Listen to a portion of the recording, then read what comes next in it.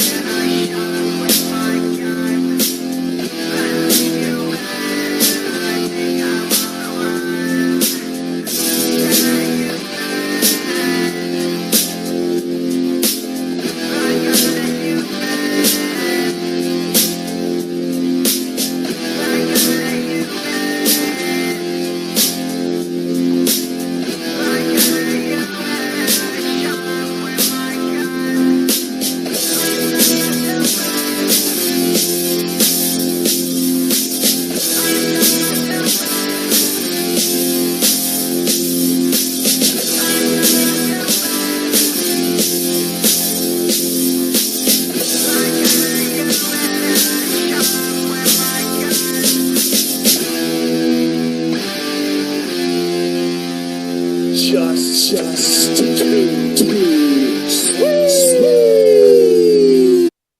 I want to thank everybody for stopping back by the Raider Critique.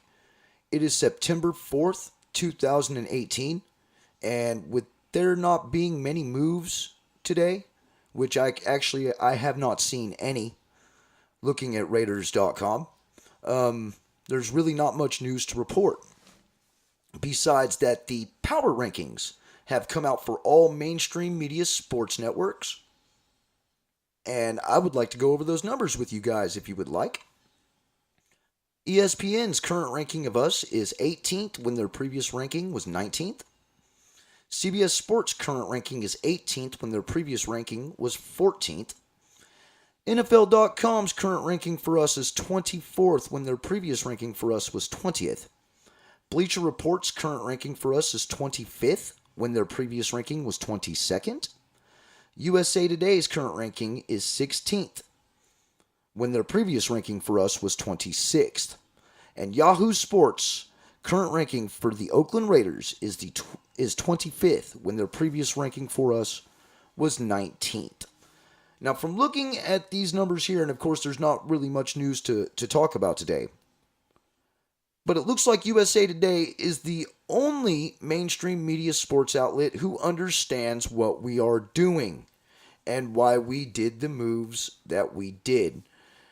Now, of course, some of the moves that we have done, it's even made me scratch my head, but I don't believe that we should have fallen in the power rankings due to the offseason moves that we did. Everybody's calling us old and over the hill. And obviously, from these power rankings and from the news that we've gotten today, everybody is sleeping on the Oakland Raiders. I really can't wait to shut these teams up, to shut these analysts up, that just because of the moves that we've made, that it's going to really hinder us throughout this whole season. People don't understand, especially when it comes to mainstream, that what they focus on, they shouldn't focus on it. If you look at our offense, we still have a lot of our starters from last season, and our starters from last season should have done a lot better than what the record indicated. And I don't care what anybody says, our roster is stacked on both sides of the ball. So, I just felt that was probably something that, everybody would want to know about, that it is confirmed, especially through the power rankings here, that everybody is sleeping on us. Now, I'm not saying that I agree with all the moves that we've made, because I can't say that I do agree with every single move that we have made this offseason. There have been people let go, there have been people cut that I obviously would have kept on the team. I wouldn't have sent them to the practice squad, things like that. But I honestly do understand why we have made the moves that we have made. So in this next segment, please take it with a grain of salt, because I am going to critique this team. This is what I do. And if I'm going to critique some of the moves, I might as well just go ahead and get it out of the way now, since there isn't much news to report on anyway. So, with this next segment, I would like to call, and my absolute favorite segment I have come up with, List of Bowlcut Moves. Now, of course, with everything that has happened this week, with all the transactions that were made and how we made the trade of the year, hell, of NFL history, by trading away Khalil Mack to the Bears. If you are looking for me to be bashing or knocking management for this move, then you might as well just go ahead and turn the video off, because I, for one, actually agree with this move.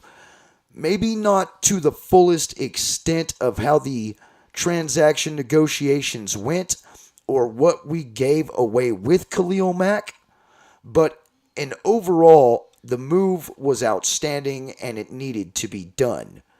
So don't expect me to be bashing management on this segment for the Khalil Mack trade, except for maybe a few things that happened, a few things that were added in with that trade. Okay? So let's go ahead and get this started. Number one, A.J. McCarron for E.J. Manuel. Okay, now look, I was one of the ones saying that Khalil Mack should be traded for two first-round draft picks and quarterback Teddy Bridgewater. I'm not afraid to admit that I was wrong on that, even though I do believe that that would have helped out the team a little bit better than this move right here. Okay? And the reason why I believe that is because, look, all of that aside, A.J. McCarron doesn't know our offense, okay? Teddy Bridgewater might not have known our offense, but I do think that he probably would have grasped our offense a little bit faster, since it was more used to what he was running when he was the starting quarterback and a first-round pick in Minnesota. Okay? A.J. McCarron, he's been playing in Buffalo. He didn't look all that great during the preseason, but let alone we brought him in, and his contract, by the way, is outrageous. I believe it's $10 million, and I don't know on whether that's per year or what, but I mean, it's still outrageous for a backup quarterback. And we released E.J. Manuel, a guy who had a great game in preseason week 4, went 18 of 22, and he finds himself without a job. Now, the reason why I believe that this is a Bowlcut move is because E.J. Manuel did know the offense. E.J. Manuel showed, although he should have shown it earlier, that he could lead this team to a couple victories in case Derek Carr went down. Obviously, they felt that E.J. Manuel was expendable. I, on the other hand, would have ran with 3 quarterbacks this year due to, especially with this trade here. Especially, we traded a 5th-round pick for A.J. McCarron. Number 2, giving away a 3rd-round pick for Martavis Bryant. Now, this guy, look, we gave up a 3rd-round pick for Martavis Bryant, who decided that he would rather do other things than play football and get himself in trouble. You know, and now here we are without him this year. This was a stupid move. You knew that Pittsburgh was probably going to release this guy because of off-the-field issues, but you traded them a 3rd-round pick, jumped the gun, and now here we are. The dude is suspended. He's not going to be back this season. And we're going to lose a 3rd-round draft pick for it. So this obviously was a Bowlcut move, and it was a huge Bowlcut move from the get, because we could have picked him up out of free agency after Pittsburgh cut him if they decided to go that route, which it looked like they were going to. So I just don't see why we gave away a 3rd-round pick for him. Moving on, number 3. Trading draft picks when draft picks didn't need to be added. Now, remember at the beginning of this segment, I was talking about Khalil Mack and how there was certain aspects of the trade that I did not like. I did not like that we traded a 2nd-round draft pick in 2020 and a conditional 5th-round draft pick in 2020, which, by the way, I have no idea what those conditions are yet, but I will be honest with all of you that he's the number 1 defensive player in football. He's a 2-position All-Pro. Okay? The dude has had above 10 sacks or more every season he's been in the league, and he's made the Pro Bowl every year he has been in this league. You give the Bears a second-round draft pick and a conditional 5th-round draft pick when we already had the best player, the best defensive player in the league being traded to this team. This is outrageous. This is probably the biggest Bowlcut move of this list. Actually, it is. It's probably the biggest Bowlcut move that we did, because we should have traded Khalil Mack outright, not giving up any draft picks at all. Moving on to number 4. And this one is very debatable. And this goes because of what management did last season with Seth Roberts in giving him that outrageous contract. Now, we're going to go into all of that, especially if this season decides to try to fall apart on us, because we have a lot to talk about from a couple years ago on why a lot of the moves had to be made now. Okay? Seth Roberts was added to the full roster, and Marcel Aitman was waived and then picked up to go to the practice squad. Now, obviously, Marcel Aitman outperformed Seth Roberts, and I don't care what John Gruden says when he comes in here and says, we picked the best players to play on this team, and we cut the ones who weren't as good. Well, obviously, that's not correct, since we kept Seth Roberts and we cut Marcel Aitman. We're lucky Keon Hatcher, my fault, sorry Keon, man, but Keon Hatcher made the team. Because at least when Seth Roberts decides to be garbage like he was last season and his $5 million signing bonus, then we have somebody to replace him. Not to mention we also added Brandon LaFell. So I hope you guys have enjoyed this episode of the Raider Critique. You guys probably will not see me until post-game Monday night, after we face the Rams, where a lot of questions will finally be answered. Now, I have already done my pregame assessment on who I believe is going to win Week 1.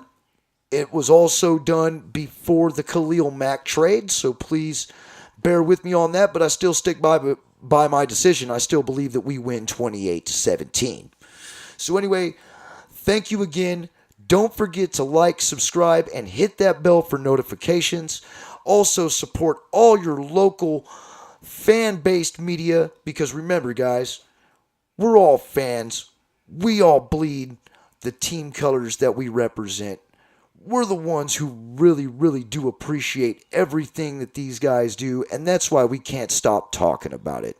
So, I mean, in all honesty, watch your local podcasters, YouTubers, everybody who is involved with fan-based media. Because without you guys, we wouldn't do this. And without the teams that we love, we wouldn't do this. And I mean, literally, just do whatever you can. Spread their content. Listen to their podcasts. Get involved. Talk with them. Let everybody know how you feel. And I expect comments down here in the bottom on how you guys feel about this list that I've put out and the worries that I have. You know, I expect to be talked with. You know, that's what conversation is, man. Remember, conversation rules the nation, and that's how we do it. That's the only way that we're going to get through to one another, where we can understand one another, because communication is what rules all. So anyway, I am the Raider Critique. Understand that I am on my way out of here. You guys ain't going to see me until post-game Monday. Raider Nation for life. We'll see you guys on Tuesday morning.